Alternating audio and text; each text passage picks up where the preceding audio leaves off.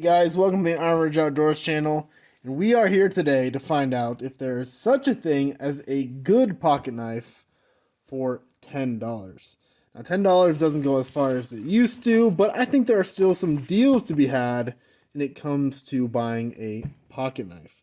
Now, my goal is to find which of these knives, or any other future knives, is the best pocket knife that your hard-earned Alexander Hamilton can buy. This fool's errand actually started when I was perusing the sporting goods section at Weimar, and I saw this little guy for $8 and change, and it got me thinking, one, how bad is this little knife got to be that they can charge $8 for it, and two, is there anything better out there for the money? And now my journey to find the best $10 knife has begun, and it started with this old knife, and it's ended up in this ridiculous collection of sub $10 pocket knives. And who knows, maybe this is the knife that started it, and it might be the winner. We'll see. For the grading criteria on this little adventure of mine, I have actually created a 10-point grading system, and here it is. We'll go through each category. Each category will receive a score between 1 and 10, and at the end, we will get a final tally out of 100, and we'll see which one comes out on top. For the first entry into this crazy little trip I'm on, it's the Schrade Imperial IMP16 something. 16S, IMP16s. Now this is very much a traditional Stockman style pocket knife. It is a slip joint. It has 3 blades on it, which is very cool actually. It just harkens back to a time when pocket knives were much more similar, and honestly they all looked like this back in the day. Very cool. The main blade on this is about 2.5 inches, so it's pretty small. It has a very classic kind of clip point Bowie-ish style on it. It's a very handsome little knife, and actually it locks up very solid. There's no play going on. Now if you look at some of the blades, you can see that they are slightly bent, especially this one. And actually the entire blade is just, it curves, which is somewhat strange. Now my thought is they did this to fit around this other third blade. However, you can see that it actually hits this main blade here.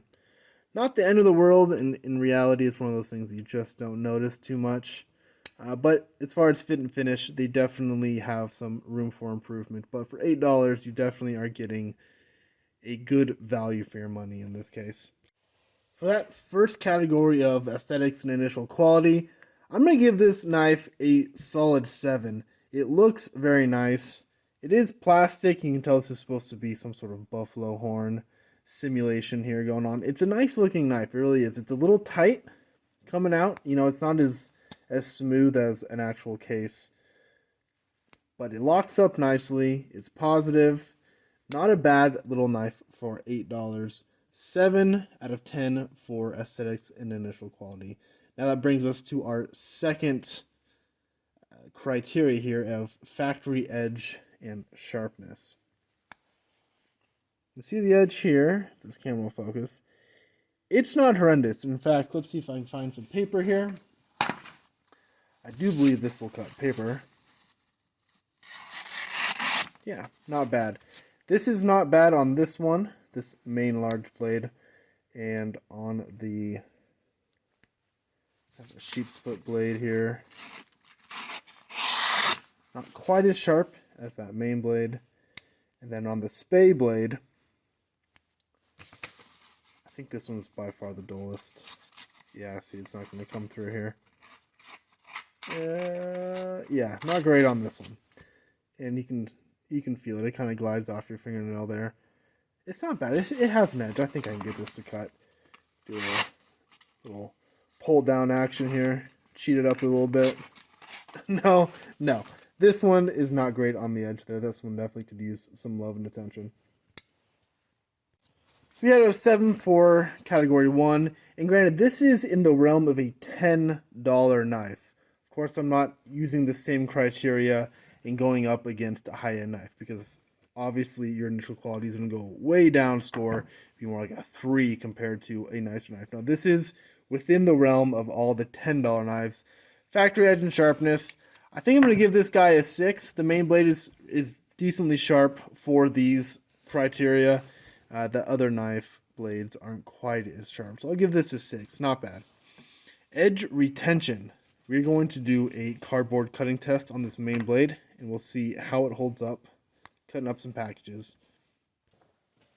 We're currently installing new flooring in the house, so I am knee-deep in these cardboard boxes for flooring. I'm going to go from head to tails 3 times. We'll see what that does to the edge. So right now this edge cuts paper, and it is shaving sharp, so it takes the hair right off. Let's see how well it does after you cut some cardboard.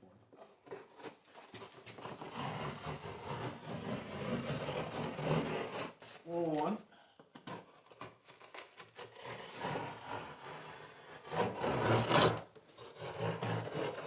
2.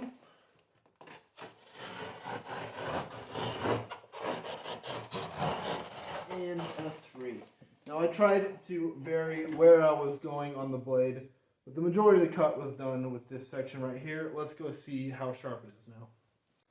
I was actually able to find out that this steel is 3CR13 MOV, which is kind of an equivalent of a 420 Chinese steel. It's not a bad steel, actually. It has very, very low edge retention in comparison with some of the nicer steels out there, but it has good corrosion resistance, and it's relatively tough for a stainless. You can see on here, well, I don't know if I'm able to see in the camera, there are some striations, some marks on the blade. Definitely the camera is not picking them quite up as much as there are in reality. But let's see how sharp it is. And it just slides right off my fingernail. So I can tell that it definitely lost a good bit of its sharpness. Let's see if it will run through paper like it was before. It's the same piece of paper. And it's not wanting to anymore. No.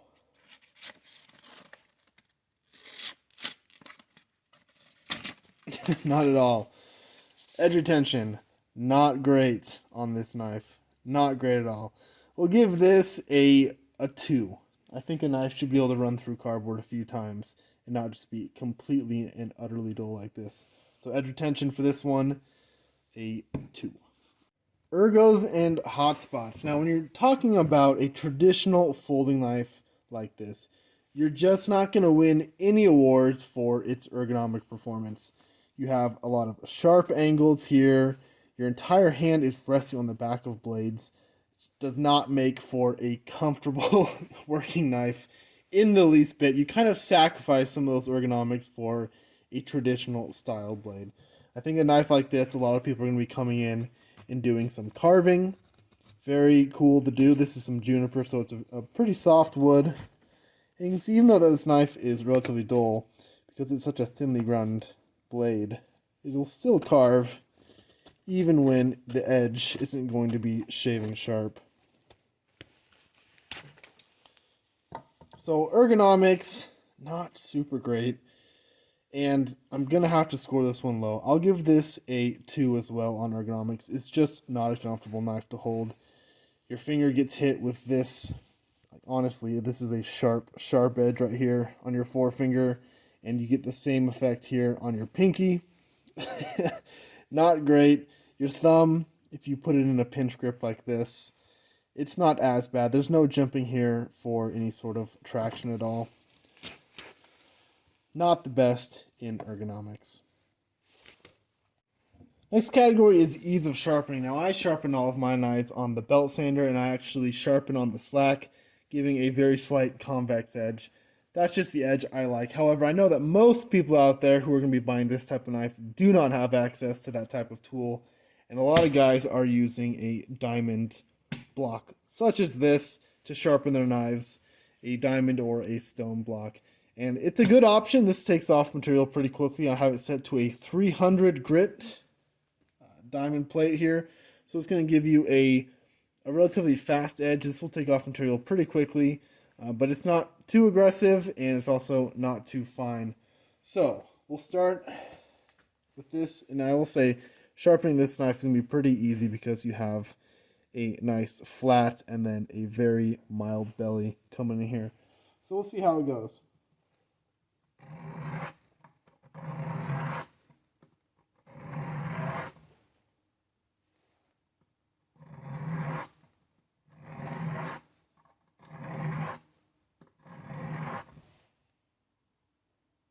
That's pretty aggressive.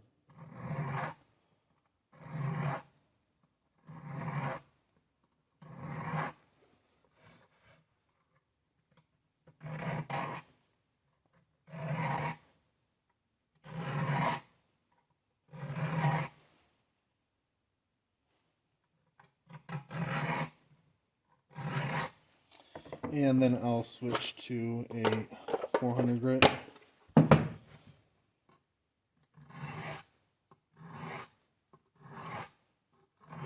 It's pretty soft steel. It's taking off material. That 300 grit. Put a new bevel on it extremely fast.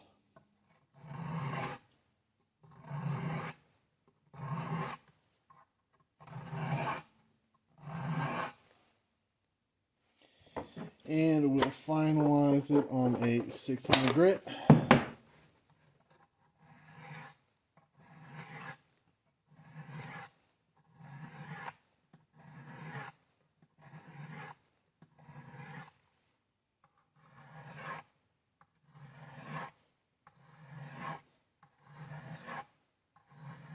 It's been so long since I've sharpened knives like this. I do not do this very often.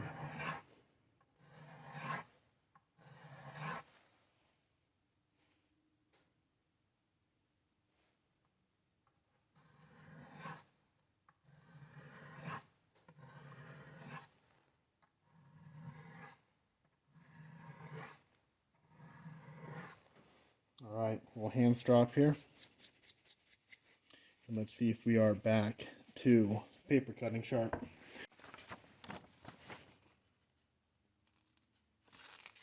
No, not getting there.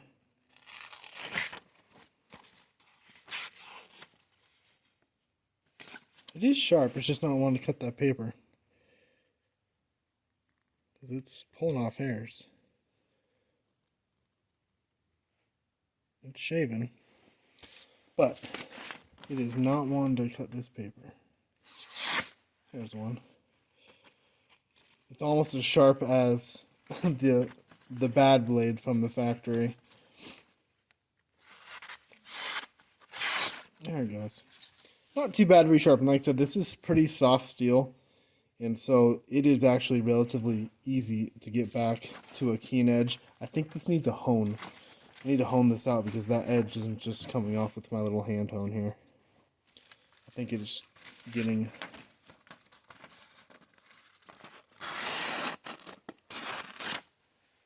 Definitely a sharp.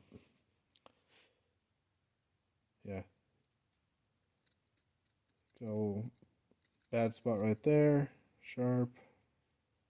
Sharp. Little spot right there that's not quite as sharp.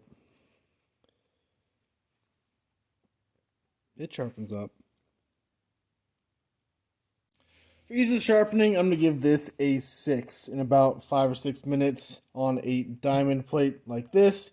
You can get a very workable edge, very usable edge. Now, it's not going to be completely paper cutting sharp. However, I'm sure you could spend more time on the higher grit and really get it there if you wanted to. Also, it is plenty sharp. This thing actually cuts pretty well right now. It's just not wanting to slice cleanly through that paper. So we'll give this a 6 for ease of sharpening. Durability is up next. So for durability, I really debate on what exactly I want to do. Now, you'll see a lot of YouTubers who come out here and they start hammering this thing through nails and throwing it against trees, and that's just not really what I ever do with my pocket knives. Now, I do want the knife to be able to show that it is durable enough. So what I've come up with is a hit test on a piece of juniper. So I'm going to hit the edge 10 times with a smart rasp right on the log here. And then I'm going to drop this from 3 feet over this juniper log, and I'll drop it from various angles, tip down, bottom, on its side, and we'll just see if you were to drop this knife, is it going to make it out on the other side? Let's get started with this. 1, 2, 3, 4, 5, 6, 7, 8, 9, and 10. All right. That doesn't look too bad, actually. I don't see any rolling on that.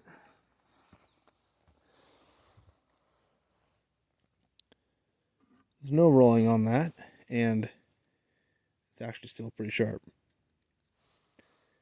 Even where I was hitting it, it will still shave.